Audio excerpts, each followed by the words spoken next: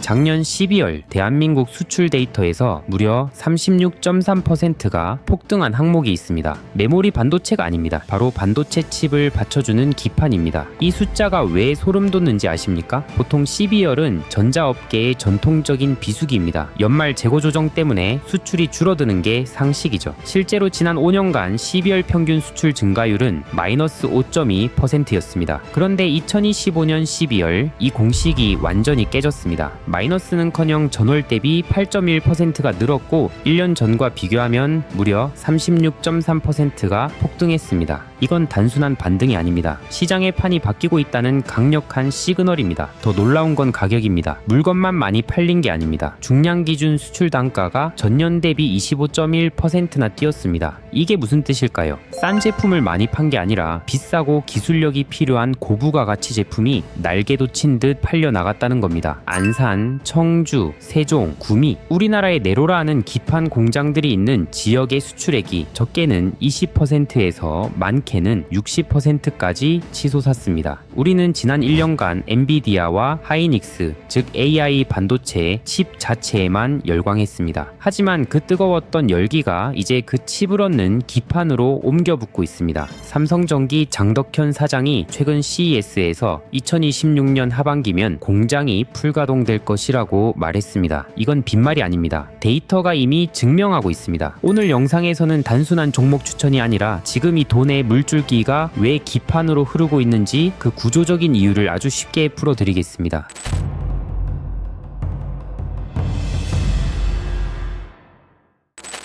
기판? 그거 그냥 초록색 판때기 아니야? 만드는 게 뭐 그리 어렵다고? 라고 생각이 드시나요? 맞습니다. 예전에는 그랬습니다. 하지만 AI 시대가 오면서 기판은 완전히 다른 물건이 되었습니다. 지금 업계에서 벌어지고 있는 세 가지 거대한 변화를 이해하셔야 왜 지금 돈이 이곳으로 몰리는지 알 수 있습니다. 첫 번째 변화는 크기입니다. AI 반도체 칩은 성능을 높이기 위해 엄청나게 많은 기능을 하나로 뭉쳐놓습니다. 칩의 개수가 늘어나니 당연히 그 칩을 올려놓을 운동장, 즉 기판의 면적도 커져야겠죠. 과거에는 기판 크기가 손톱만 했다면 지금은 손바닥만 해졌고 내년에는 손바닥 2개를 합친 것만큼 커질 전망입니다. 전문 용어로 바디라고 하는데 30바디 수준이던 게 100바디, 150바디로 커지고 있습니다. 문제는 여기서 발생합니다. 기판이 넓어지면 불량률이 기하급수적으로 올라갑니다. 아주 작은 먼지 하나만 앉아도 그 큰 기판 전체를 버려야 하니까요. 이걸 수율 문제라고 합니다. 만들고 싶어도 제대로 된 물건을 건지기가 너무 어려워진 겁니다. 공급이 부족할 수밖에 없는 첫 번째 이유입니다. 두 번째는 높이입니다. 운동장만 넓어진 게 아닙니다. 칩과 기판 사이의 전기 신호를 더 빠르고 많이 보내기 위해 기판 내부의 층을 아파트처럼 높게 쌓아 올리고 있습니다. 예전엔 10층, 20층 수준이었다면 이젠 50층 이상을 표준으로 가고 있습니다. 이걸 물리적으로 구현하는 게 한계에 부딪혔습니다. 그래서 나온 해결책이 서로 다른 기판을 붙이는 하이브리드 기술인데 이 과정이 너무 복잡하고 어렵습니다. 즉 만들 수 있는 회사가 전 세계에 몇 군데 안 된다는 뜻입니다. 세 번째가 가장 심각합니다. 바로 재료가 없다는 겁니다. 기판을 만드는데 꼭 필요한 유리섬유와 동박이 있습니다. AI용 기판은 일반 유리섬유가 아니라 신호 손실이 적은 최고급 유리섬유를 써야 합니다. 그런데 이 고급 유리섬유를 만드는 회사가 극소수입니다. 지금 일본의 니토보 같은 회사들이 공장을 늘리고는 있지만 폭발하는 수요를 따라가지 못하고 있습니다. 2027년까지는 이 소재 쇼티지가 해결되기 어렵다는 게 업계의 중론입니다. 자, 정리해볼까요? 만들기는 점점 어려워지는데 재료마저 구하기 힘듭니다. 보통 제조업에서 이런 상황이면 위기라고 합니다. 비용이 올라가니까요. 하지만 지금은 상황이 다릅니다. 사겠다는 사람은 줄을 섰는데 물건이 없죠. 이게 무엇을 의미할까요? 바로 가격 결정권이 부품사로 넘어왔다는 뜻입니다. 그런데 여기서 날카로운 분들은 의문이 드실 겁니다. 가격 결정권이 넘어온 건 알겠는데 최근 원자재 가격이 미친 듯이 오르지 않았나? 만들어서 팔아봤자 재료비로 다 나가는 거 아니야? 정확한 지적입니다. 실제로 기판 회사의 가장 큰 리스크는 원가입니다. 기판을 마감할 때 도금 공정이 필수인데 여기에 금이 들어갑니다. 전문 용어로 PGC라고 하는데 최근 금값이 오르면서 이 PGC 가격이 1분기 대비 40% 넘게 폭등했습니다. 보통 제조업에서 재료비가 10%만 올라도 영업이익률이 4에서 5%씩 깎여 나갑니다. 상식적으로는 지금 기판 회사들의 이익이 박살나야 정상입니다. 하지만 지금 시장에서는 아주 흥미로운 현상이 벌어지고 있습니다. 겁니다. 원가가 올랐으니 망했다가 아니라 원가가 올랐으니 가격을 더 올리겠다가 통하고 있는 겁니다. 대만의 경쟁사들은 이미 작년 2분기부터 분기마다 제품 가격을 5에서 10%씩 올리고 있습니다. 고객사들이 너무 비싸다고 거절할 수 있을까요? 못합니다. 앞서 말씀드렸듯 물건 자체가 없으니까요. 국내 기업들도 마찬가지입니다. 대덕전자나 심택 같은 기업들은 단순히 가격만 올리는 게 아니라 금이 많이 들어가는 싼 제품은 줄이고 마진이 많이 남는 고부가 가치 제품 비중을 확 늘리면서 이익을 방어하고 있습니다. 즉 원가 상승이라는 파도를 판가 인상과 체질 개선으로 타고 넘는 구간에 진입한 겁니다. 자, 여기서 시야를 조금만 더 넓혀 보겠습니다. 기판이 귀해지면 필연적으로 같이 귀해지는 단짝이 있습니다. 바로 반도체가 불량인지 아닌지 검사하는 테스트 소켓입니다. 이게 왜 중요하냐고요? AI 반도체 칩을 보셨나요? 칩 하나에 데이터가 들어오고 나가는 구멍이 수천 수만 개가 뚫려 있습니다. 구멍이 많아졌으니 그걸 찔러서 검사해야 하는 소켓의 핀 개수도 엄청나게 늘어나겠죠? 핀 개수가 늘어난다는 건 소켓 하나당 가격이 비싸진다는 뜻입니다. 더 재미있는 건 소재의 변화입니다. 예전에는 뾰족한 금속 핀으로 찔러서 검사했습니다. 그런데 AI 칩은 속도가 너무 빠르다 보니 금속 핀을 쓰면 신호 잡음이 생기는 겁니다. 그래서 등장한 게 실리콘 러버 소켓입니다. 이걸 담당하는 회사가 ISC입니다. 엔비디아, 구글의 최신 칩들이 바로 이 러버 소켓을 채택하고 있습니다. 기판 시장이 커지니 그 옆에 붙어있는 소켓 시장까지 덩달아 기술이 바뀌고 단가가 올라가는 2차 낙수 효과가 발생하고 있는 겁니다. 기술이 바뀌고 가격이 올랐습니다. 그럼 물건을 만드는 사람들은 어떻게 움직이고 있을까요? 보통 기업의 CEO들은 미래 전망을 할 때 굉장히 보수적입니다. 혹시라도 틀리면 주가에 악영향을 주니까요. 그런데 최근 국내 기판 대장주들의 CEO들이 아주 이례적으로 구체적이고 과감한 발언을 쏟아내고 있습니다. 삼성전기 장덕현 사장은 최근 CES에서 2026년 하반기면 ABF 기판 공장이 풀가동될 것이라고 못 박았습니다. 원래 예상했던 시점보다 훨씬 앞당겨진 겁니다. LG노텍 문혁수 CEO 역시 올해 반도체 기판 라인의 풀가동을 예상했습니다. 풀가동이라는 단어 흘려들으시면 안 됩니다. 공장을 24시간 돌려도 주문량을 겨우 맞춘다는 뜻입니다. 대기업만 그럴까요? 아닙니다. 진짜 돈의 흐름은 그 밑단의 부품사들을 보면 더 명확해집니다. 기판에 들어가는 솔더볼이라는 부품을 만드는 덕사나이 메탈을 볼까요? 고객사 요청이 빗발쳐서 생산 능력을 작년 대비 30%나 늘리는 증설을 진행 중입니다. 증설 설비가 당장 올해 2분기부터 돌아갑니다. 테스트 기판을 만드는 타이거 일렉은 어떤가요? 이미 수요가 생산 능력을 초과해서 급하게 70억 원을 들여 장비를 추가로 투입하고 있습니다. 베트남 공장 안정화에 사활을 걸고 있죠. 이게 무슨 뜻일까요? 삼성전자나 하이닉스 같은 최상단 기업부터 그 밑에 기판 제조사 그리고 그 밑에 소재 부품사까지 산업 생태계 전체가 2026년 호황을 대비해 몸집 불리기에 들어갔다는 명백한 증거입니다. 막연한 기대감이 아니라 이미 공장에는 기계가 들어가고 있다는 거죠. 자, 여기까지 들으시면 당장이라도 매수 버튼을 누르고 싶으실 겁니다. 업황이 이렇게 좋다는데 망설일 이유가 없어 보이죠. 하지만 여기서 잠깐 멈춰야 합니다. 제가 오늘 이 영상을 만든 건 지금 당장 시장가로 긁어라는 뜻이 절대 아닙니다. 냉정하게 한번 봅시다. 좋은 산업인 건 맞지만 이미 많은 기업의 주가가 바닥 대비 꽤 올라와 있습니다. 시장에서는 12월 수출 데이터를 보고 미리 반응한 세력들도 분명히 있고요. 게다가 지금 증시 전체적으로 과열권에 진입했다는 신호들이 보입니다. 이럴 때 섣불리 추격 매수를 했다가는 산업은 성장하는데 내 계좌는 파랗게 질리는 경험을 할 수 있습니다. 우리는 좀 더 영리해져야 합니다. 추격 매수가 아니라 길목 지키기를 해야 합니다. 제가 지난 영상들에서 늘 강조드렸던 지수 시나리오 기억하시죠? 아무리 상승장이라도 시장은 영원히 오르지 않습니다. 기다리면 조정을 줍니다. 그때가 우리의 기회입니다. 지금 여러분이 하셔야 할 행동은 딱 하나입니다. 오늘 제가 말씀드린 기업들을 관심 종목 창에 따로 모아두는 겁니다. 기준은 딱 3가지입니다. 첫 번째 기준은 가격 정가력입니다. 원자재 가격이 올랐다고 했죠? 이걸 고객사한테 저희 가격 올리겠습니다 라고 당당하게 말할 수 있는 기업이어야 합니다. 그러려면 남들이 못 만드는 기술을 가지고 있어야겠죠. 대표적으로 이스페타시스나 삼성전기 같은 기업을 눈여겨봐야 합니다. 이스페타시스는 고다층 기판 시장에서 공급 부족에 최대 수혜를 입고 있고 삼성전기는 국내에서 유일하게 AI용 최고급 기판을 제대로 만들 수 있는 기업입니다. 기술 장벽이 높으니 부르는 게 값이 되는 구조를 갖췄습니다. 두 번째 기준은 대체 불가능성입니다. 특정 분야에서 독점적 지위를 가진 기업들입니다. 메모리 모듈 기판만 전문으로 하는 TLB 같은 기업이 예시가 될 수 있습니다. 차세대 메모리가 나오면 무조건 이 회사를 거쳐야 하는 구조죠. 또 하나 코리아 서키트처럼 브로드컴 같은 글로벌 빅테크와 네트워크용 기판 공급을 논의하는 기업들도 단순한 기대감이 아니라 실질적인 숫자가 찍힐 가능성이 높습니다. 마지막 세 번째, CR을 소재와 부품으로 넓히십시오. 기판을 만드는 소재인 동박, 그 중에서도 AI용 특수 동박을 국산화한 롯데에너지 머티리얼즈, 기판의 핵심 재료 시장을 꽉 잡고 있는 두산, 그리고 앞서 말씀드린 테스트 소켓 분야의 ISC나 타이거일렉, 솔더볼의 덕산 하이메탈까지, 이들은 완제품 기판 회사가 공장을 돌리면 무조건 같이 바빠지는 운명 공동체입니다. 이 리스트를 만들어두고 기다리세요. 그리고 시장이 출렁이고 지수가 눌릴 때 이 기업들의 펀더멘털과 수출 데이터를 다시 체크하십시오. 그때도 여전히 수출 데이터가 좋고 가동률이 올라가고 있다면 남들이 공포에 질려 던질 때가 바로 우리가 이 리스트를 관심 가질 타이밍이 될 겁니다. 2026년은 칩뿐만 아니라 기판도 여전히 함께 움직이는 해입니다. 급할 것 없습니다. 방향이 맞다면 기회는 반드시 옵니다. 현명한 사냥꾼은 방아쇠를 당기기 전에 숨을 고른다는 사실 잊지 마시기 바랍니다. 여러분, 정보는 넘치지만 통찰은 귀합니다. 오늘 영상을 통해 본질을 이해했다면 댓글에 하트 하나만 남겨주세요. 우리가 같은 방향을 보고 있다는 신호로 말이죠. 내일도 리포트와 뉴스 수천 페이지 분석해서 딱 핵심만 공유 드릴 테니까 구독, 좋아요, 알림 설정 미리 해주세요. 감사합니다. 다음 영상에서 뵙겠습니다.